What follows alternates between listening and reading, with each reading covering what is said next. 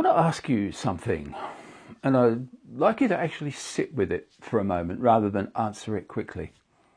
Think about this. When was the last time you stopped, genuinely stopped, to ask yourself whether the direction your life is heading is actually yours? Not the direction that makes logical sense, given where you've already been. Not the direction that would make sense to the people around you, but the direction that reflects who you actually are. Most of us don't ask that question nearly often enough, and I think I know why. I use an image that I find helpful. Think of the inner life as a compass.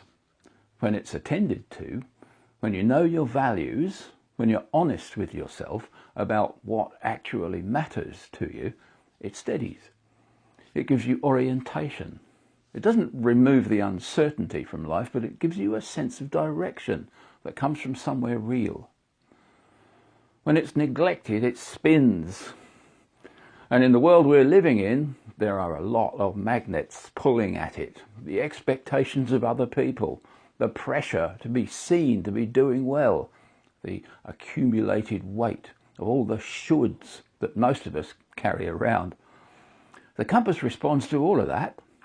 You keep moving, sometimes quite quickly, with the quiet, nagging sense that you're not entirely sure you're heading where you actually want to go.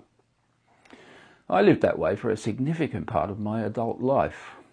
Not in crisis, nothing dramatic. Outwardly, things looked entirely fine, competent, stable, functioning. But underneath, there was something I couldn't quite name for a long time, a sense that I was living someone else's idea of my life rather than my own, that the direction of things hadn't been set by anything I'd genuinely chosen, but by habit and expectation and the path of least resistance. The moment I began to take seriously the question of what I actually valued, not what I was supposed to value, but what was genuinely, deeply true for me, things slowly began to feel different. Not easier necessarily, but more coherent, more mine. Consulting your inner compass isn't a single event, it's more of an ongoing practice, a habit of attention.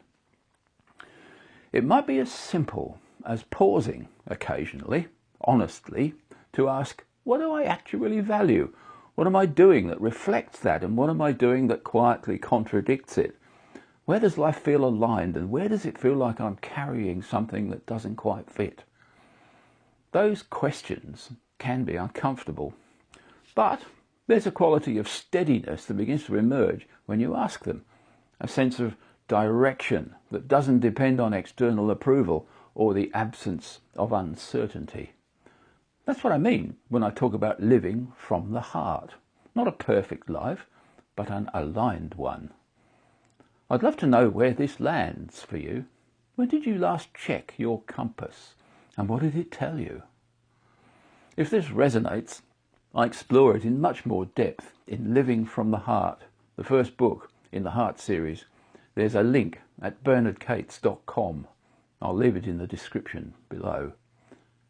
See you next time.